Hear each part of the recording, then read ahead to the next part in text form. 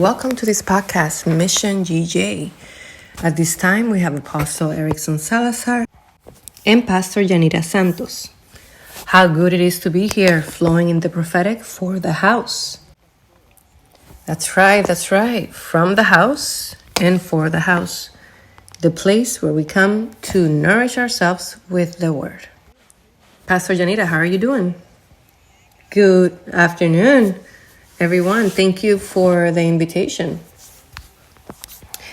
Louis says, we're actually very anxious to know about the many experiences you've had as our dear Pastor Yanira Santos. We imagine that it's many. You are a warrior here in Generation Joshua. And in your portfolio of missions, of experiences, what can you share with us? Well, Pastor Yanira says, in reality, yes, there are many missions because everything that we do is a mission. Because it's working with lives, with a purpose. So everything turns into a mission. But out of the ones that have impacted me the most in these last few times, which are the ones that are the freshest, really, is when I see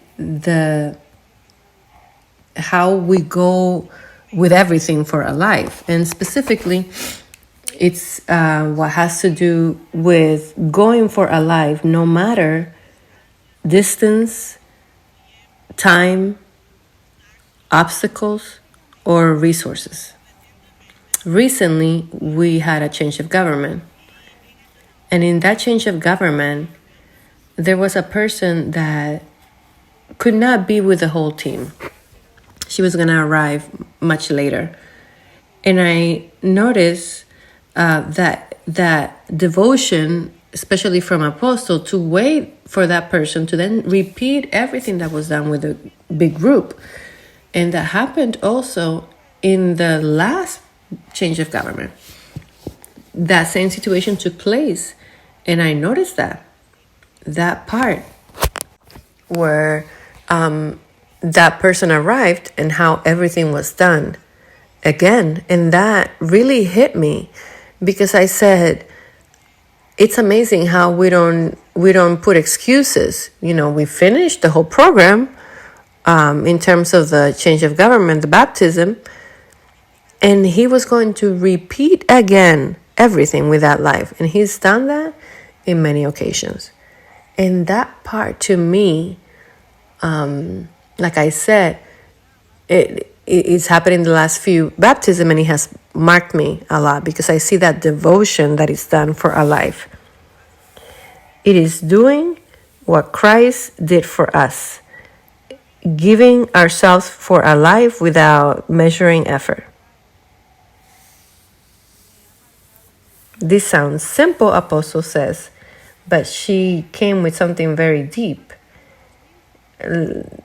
Let me go ahead and give context. In the last baptism that we have in the ministry, which is with multitudes, which we do every 4 months in the Dominican Republic, in the last few, that after we set up, and everyone that's been a part of the baptism knows that it's a mega setup because there's a tent and there's different things it's a big team behind it, setting it up.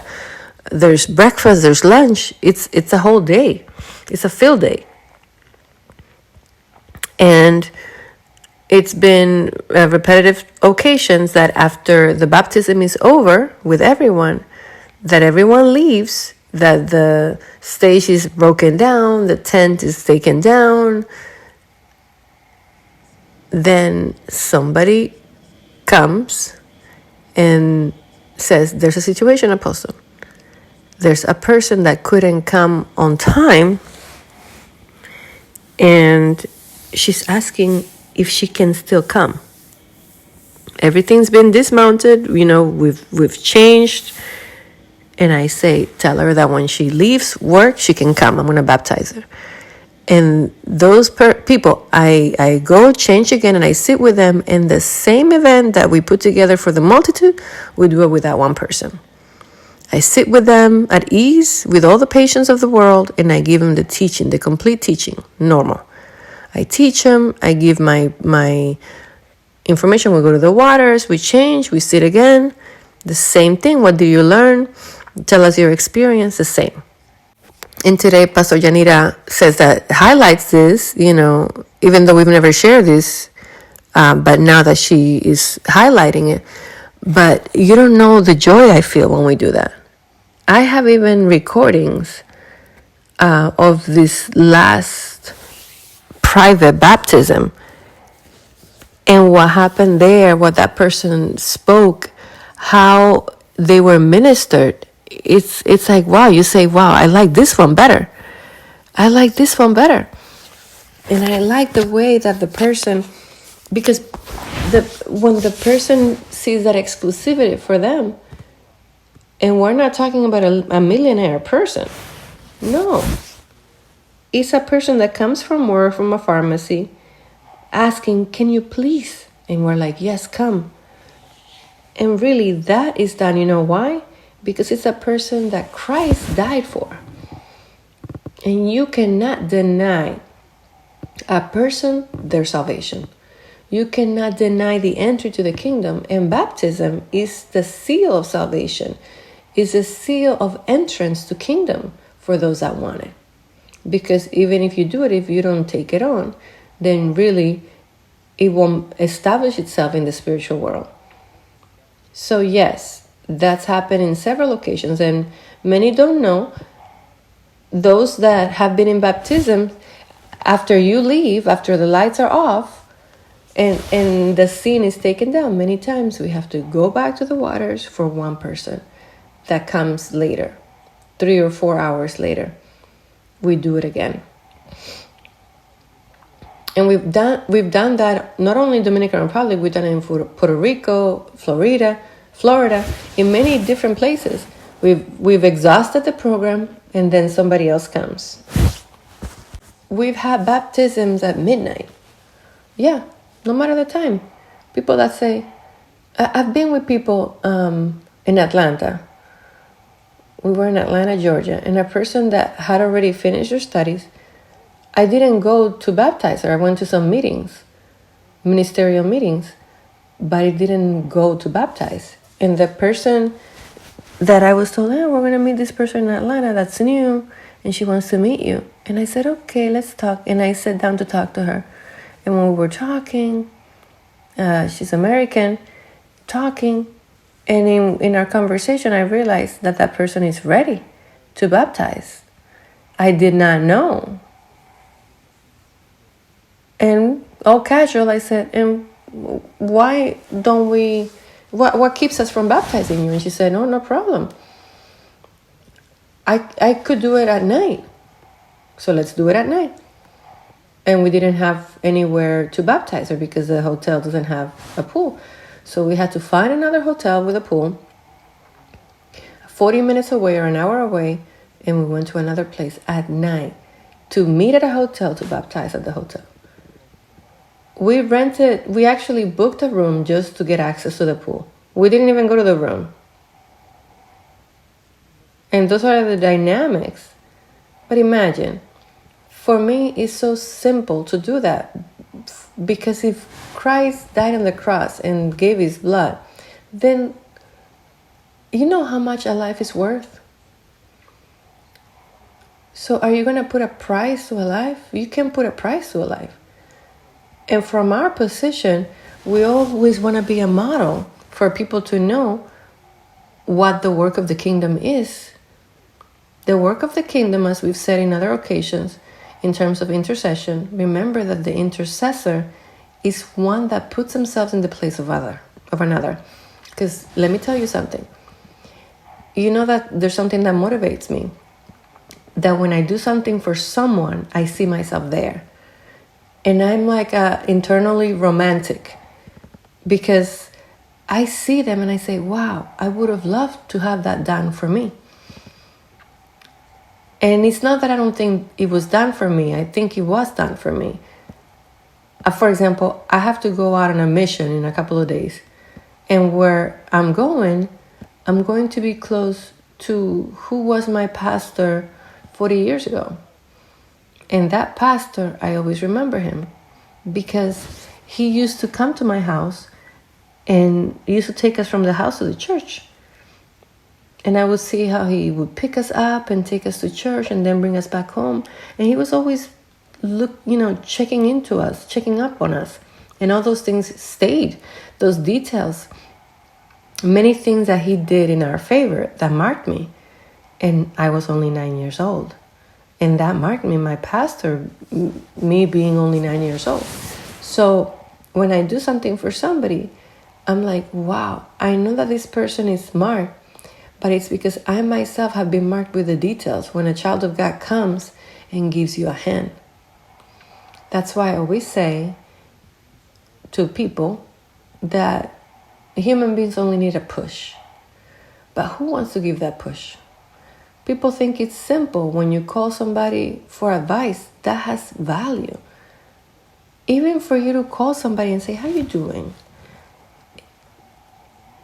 Each person to call their friends or call a new person or somebody that's just connecting, how do you feel? If every person did their part, then that synergy of a body will make the body flourish more, for the body to be renewed more, and for us to grow in less time. And that's all we've done, to continue to give ourselves as intercessors that we are. Because the intercessor, recently in a counseling session, I had a few pastors in that session with a new person. And I was telling that person that comes from religion, I was telling her, you see what we're doing now? That is called intercession. And she opened her eyes. This is intercession. This is an online call. And I was saying, you see, this is intercession. We came to intercede for you. Intercession is not locking yourself in a room. It's coming and intervening with you, helping you, giving you a strategy so that you can come out of that situation. That is intercession. So the intercessor needs to understand that they have to put themselves in the other's place. They have to help, because you're seeing a handicapped person, a person that's being rejected and turned away. No, it's people that are hungry. Not only the people on the street begging for money are hungry or beggars. Sometimes the one that needs the most is the one that you think has the most. You don't know the gratefulness that generates the fact that 4 hours later we baptize somebody. And I have a recording of how she was saying, wow, thank you. And she was marveled at the fact that you came back for me. You left everything behind and you came back for one sheep. And that is a joy. There was joy in her, there was joy in us, and so much gratefulness to God. And we ourselves felt grateful because we come from the prison and sickness, from death, and for us to be today a channel to give life to people. That is why we enjoy this. We enjoy it. And you say, any common human being might say, this is crazy, wasting my time to go back to the water again and do what I did before. Well, in reality, when we are grateful from God, you can imagine how you're worshiping Christ with your mind, your body, and your heart in that way. That's how you praise God. And Lewis says, and I've heard many people repeat that, saying, like, for example, I sometimes give the transportation services to people to the baptism. And they say, are you crazy? You're going to go so far to bring one person. And to make sure that they go in, you have to make sure that they go in. But has no value is the feedback that they come back to you with. Their thankfulness, when they say, thank you so much for bringing me. You don't know what I went through to get here. The service is gratefulness for what the Father has done for me. And that's how you build the body, Apostle says. When each one gives without attachment and has the detail, because at the end, details are not more than that seed in the precise moment. That's details. When you bring that seed at the time where it needed to come, and in that, the Holy Spirit will always trust the children as intercessors of others. This is the seed that corresponds. And let me tell you, the word says that it is better to give than to receive. So those that give are the ones that are actually receiving the blessing. So when you understand the prophetic philosophy of the word, you change your routine of life, because now you know, oh wow, when I give, I'm the one that is receiving the blessing. It's the one that gives. It's not the one that receives. The one that receives the detail, but the one that gives receives the blessing. So it is better to give than to receive. For us as God's children, Lewis says, to understand that detail, things would change totally. And Pastora Yanira says that's right. And Apostle, it's sometimes when we're given by grace, what we receive by grace, and in giving classes, when we give those classes, that we're giving the class to the person, but in reality we are receiving more than what we're giving, because when that word comes, it gets to them, but it also cuts you, and we receive it. We receive it from a different perspective, because it hits us too. So when we give, we receive. And that is an experience that everyone who is, now teaching, we have been able to experience. That sensation of, wow, we're giving. We're giving, but we're receiving. Apostle says, of course, and that's why when you're constant in your giving, you're also going to see how the production doesn't stop. That's why we don't give because we're going to receive something, even though we know that giving is how we receive. But the good thing is that you live in a constant generation.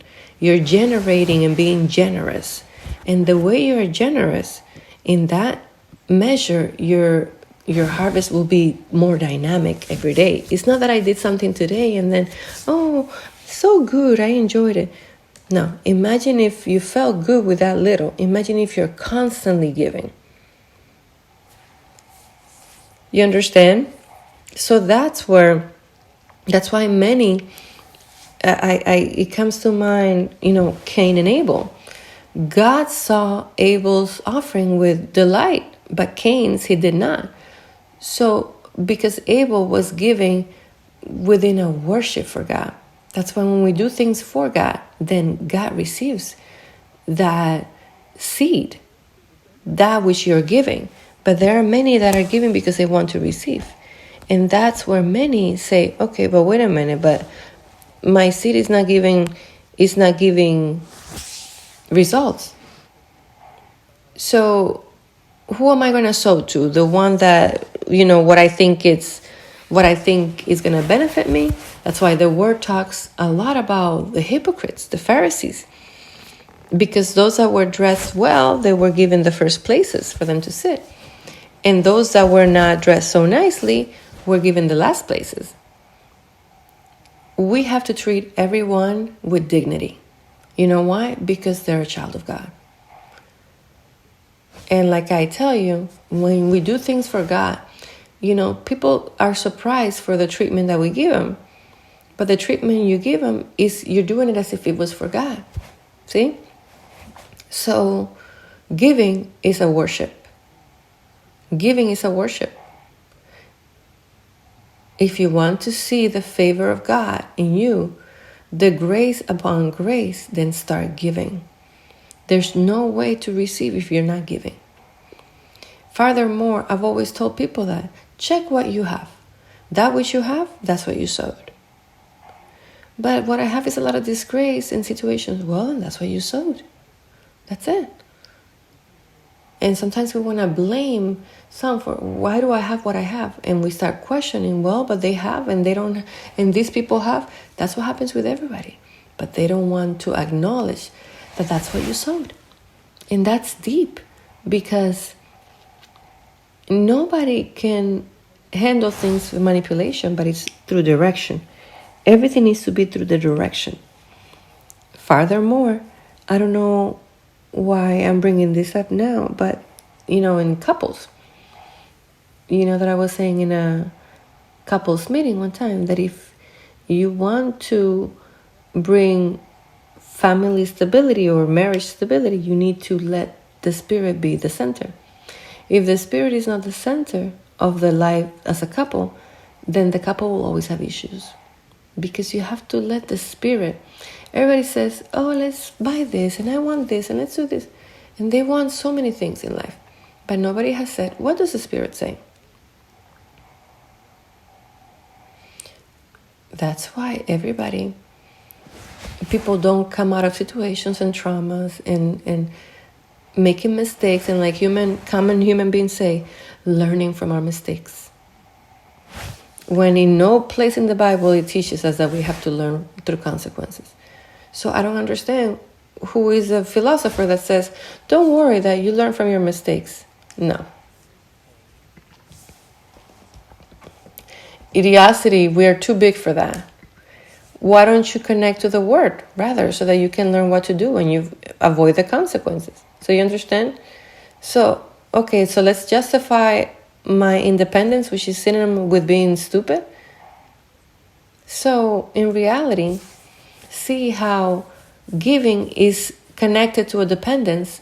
And that's why if the spirit is not the center of what you're going to do, then you're never going to be able to have detail with others, because you act, and if there's no direction, you're wasting your seed.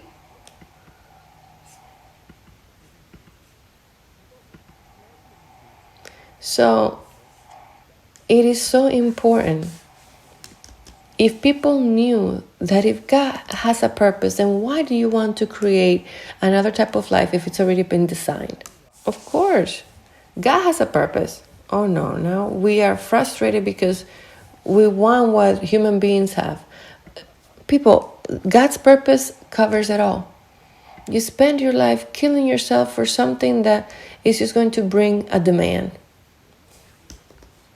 So, to not get away from why we give and what the best way to give is, it's under the dependence of the Spirit, which is what's going to create that dynamic that the Spirit Himself is going to guide you to where to give, because He Himself knows what He wants to give you.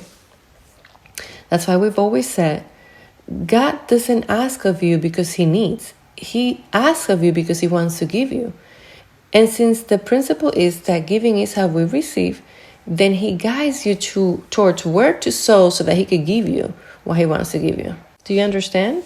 So many times, many don't understand that dynamic of kingdom, those that don't get on top of it, of why we connect. Why do we connect? So that we can have our spirit exercise and connect it, so that we can hear where to give and what to do, how to do it. So you say, well, but He doesn't tell me anything. If nobody's telling you anything, then follow the ministry, because they know what you need to do. Those that don't hear anything, they have a ministry that can tell them what to do. So you don't have to kill yourself. You don't have to hear a voice telling you, my child, rise up, I want you to go over there. No, the ministry will give you the program. They're going to give you the program. They're going to tell you where to evangelize, what to do, where to consolidate. They're going to get you work. They're going to give you work. The ministry of service. They're going to tell you, do this, do that. The interesting thing is that if you want to produce, and if you don't know how to liberate riches, let the ministry guide you. Also, what we have to understand is that our connection is what's going to make our sensors be connected, in tune, in order to hear what to do. On the contrary, the ministry and the platform is going to help you define your dynamic every day. Imagine you have a guide of what to do every day. If you don't have to think, what do I have to do? Then you say, let me connect, because the connection is going to tell me what to do. So the independent one doesn't want to hear the ministry because I don't want the Spirit to guide me to what I have to do. I know what I want. Oh. So prepare yourself for consequences, because the way you want it, you're not going to make it. And if you make it, you're going to regret it, because at the end, nothing that doesn't come through guidance is worth anything. Anything else I could help you with? So you see how much we force, because we think, no, it can't be that that's the only way, that the only way it can be done is the way they say. No, we're not saying anything. It's what the word says. So we're not pretending to gain or seeking to gain or imposing. You can't impose. We're simply telling you the way that we've made it, which is totally depending on the Spirit through His Word in a connection, in a constant connection. And that is what's going to liberate the miracles and the wonders and connect us to the purpose of God each day. Human beings, Lewis says, they don't want to admit that things are so simple in the Word, step by step. But the marks tell us it can't be that easy. It's impossible that this wealth, this prosperity, this deliverance can be so easy. That's a lie, of course. And aside from that it's so easy, that independence of the merits that you want. So you're not going to get the merits because there's one that already sacrificed. So why are you killing yourself? I'm not here to accomplish anything. Or I'm not trying to conquer it. There's one that conquered, and I know why he conquered. There's one that did it, and all I do is connect to the one that did it. See the dynamic? Oh no, but we want to be like the regular human beings. Okay, go ahead. Be a regular human being. Go break your mouth, and if you remain alive, then we'll help you. Why do we have to continue to force? People don't get tired of seeing that human beings are always frustrated, and that frustrated, they accomplish having wealth, fame, have power, and they are frustrated. They can have fame, wealth, and you see they're depressive. And many sometimes, they even don't think it's worth having accomplished anything. Because material things or accomplishments are not going to fill you. Your existential emptiness is nothing more than a spirit that is asleep, product of the fact that you don't connect to the life manual in order for your spirit to awaken. Something else? See? So nobody wants to hear that. And nobody wants to understand that their emptiness is no more than the spirit sleeping, telling your soul and your body, all the junk that you're giving me, that's not going to give me satisfaction. And your soul saying, look, but everything we accomplished. And your body's like, let's party. And the spirit is like, no. If the only thing that wakes me up is the things of God. So the only thing that's going to fill that space is the Holy Spirit of God. Only God can fill the space in humans through His Word. That's why Christ died to give us that right. Nothing will accomplish your happiness. No children, no house, no money, no future, no profession. Nothing will get you happiness. You will only accomplish that when you surrender before God and humble yourself so that He can raise you up. So, why continue to force? Why continue to try to make things up when biblically everything has been established? That's why we've always said that we're here waiting for you to drop like a ripe mango. And when you blow up like a mango, I'm going to say, oh, that's it? You tried everything? You did everything? You drank everything? Then tell me, what did you accomplish? Be like everybody else. Okay, and? Well, nothing. Show. Everything is a lie.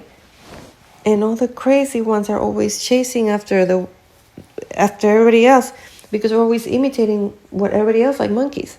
It's so sad, huh?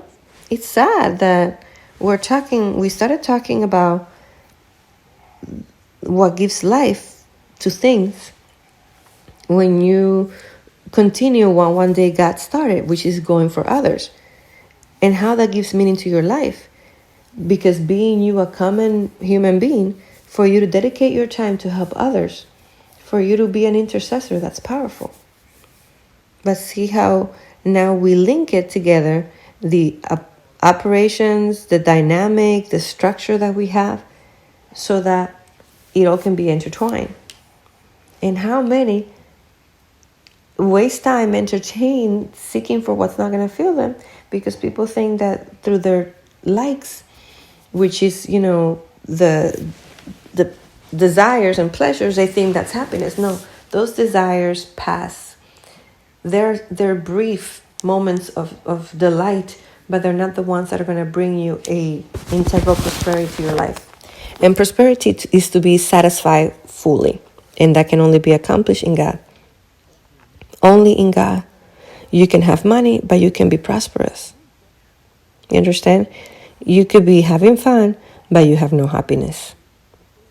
Okay? So fulfillment only comes for the ones that connect to the kingdom. And clearly, the Life Manual says that only God's children will be able to liberate what is His, because God's children are here to administer the things of God the Father. Imagine, God wants you to administer what is His.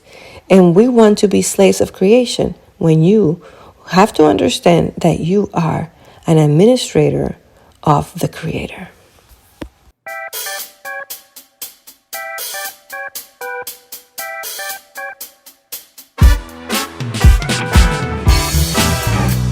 Gracias por sintonizar nuestro podcast Misión GJ. Nos vemos en un próximo episodio.